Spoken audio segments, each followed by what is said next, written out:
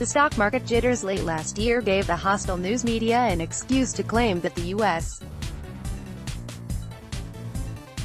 economy was faltering, and that the Trump administration's happy era had ended. Things change. News organizations have noticed. The labor force participation rate hit a near 6-year high. Wage growth hit a 10-year high. Dems running for president are going to have a mighty hard time explaining to voters how their socialist policies are a better pathway to economic prosperity, summarizes Michae, research director for the Republican National Committee. He cites Bureau of Labor statistics released Friday, which found that the non-farm payroll has increased by 4,879,000 in the 2 years since President Trump took office, with an increase of 304,000 jobs in January alone. The numbers have inspired some positive press coverage for a change. CNN deems the gains remarkable, while MarketWatch now describes a blowout economy. With the highest labor force participation rate in 6 years, the job market continues to defy expectations, said Axios on the new stats. U.S. job growth surged in January, with employers hiring the most workers in 11 months, pointing to underlying strength in the economy, noted Reuters. What do these numbers mean? MSNBC's Michae Brzezinski asked one CNBC analyst. They mean that the economy is still going strong and that actually, employers aren't really fazed by the shutdown, replied Sarah Eisen. Wages and salaries for American workers rose more than 3% over the past year, the first time that threshold has been broken in more than 10 years, said fellow CNBC analyst Jeff Cox.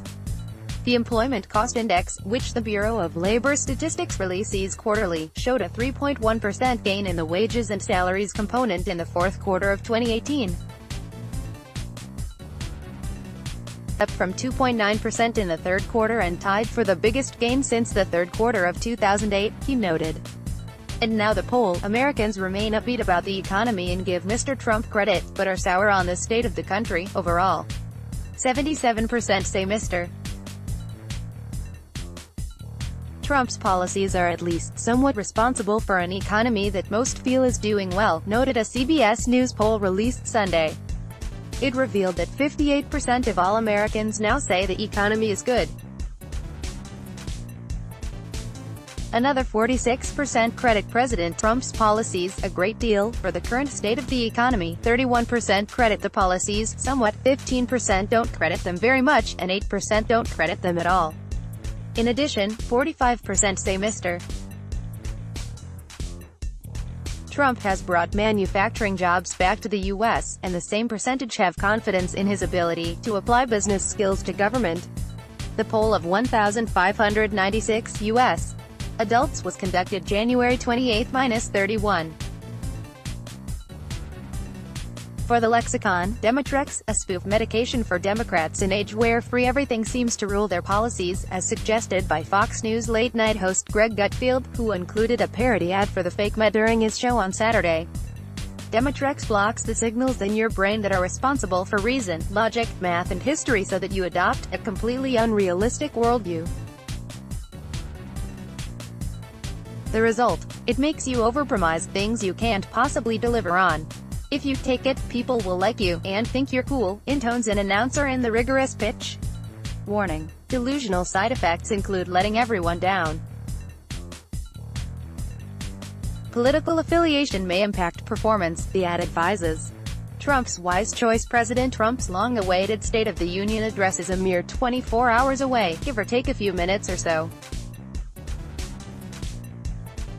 It has a direct and candid theme, an answer to the complicated, dysfunctional circumstances fostered by Democratic rivals in past weeks. The president has titled his speech, "Choosing Greatness." Can't argue with that. Though Mr. Trump will address myriad issues, promising developments with North Korea and the southern border while challenged to name just two. Mr. Trump will also stress unity. Together we can break decades of political stalemate, we can bridge old divisions, heal old wounds, build new coalitions, forge new solutions and unlock the extraordinary promise of America's future. The decision is ours to make, the president will say, according to an excerpt of the speech released Friday. A significant month. National African American History Month is an occasion to rediscover the enduring stories of African Americans and the gifts of freedom, purpose, and opportunity they have bestowed on future generations. It is also a time to commemorate the countless contributions of African Americans, many of whom lived through and surmounted the scourge of segregation, racial prejudice, and discrimination to enrich every fiber of American life. Their examples of heroism, patriotism, and enterprise have given people of all backgrounds confidence, courage, and faith to pursue their own dreams, notes President Trump in his proclamation for the month of February. National African American History Month is a call to each and every citizen of our great land to reflect on the cultural, scientific, political, and economic contributions of African Americans, which are woven throughout American society. We remember, learn from, and build on the past so that, together, we can build a better and more prosperous future for all Americans, Mr. Trump said, citing, among others, chemist and entrepreneur Annie Turnbull Malone, educator and stateswoman Mary McLeod Bethune, Tuskegee Institute founder and author Booker T. Washington, and baseball legend Jackie Robinson.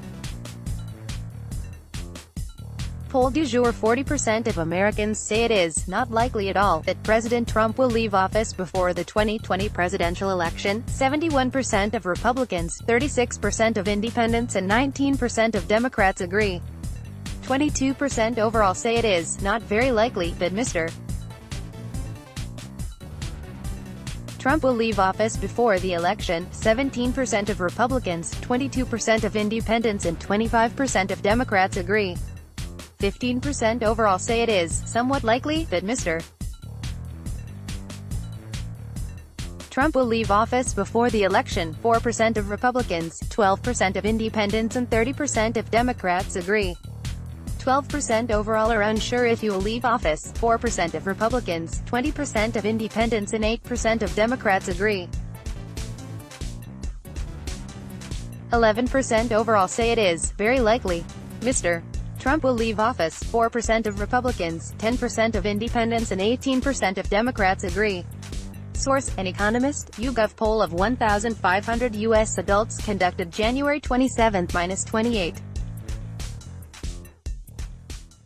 Kindly follow Jennifer Harper on Twitter at Harper Bulletin. The Washington Times welcomes your comments on Spot.im, our third-party provider. Please read our comment policy before commenting.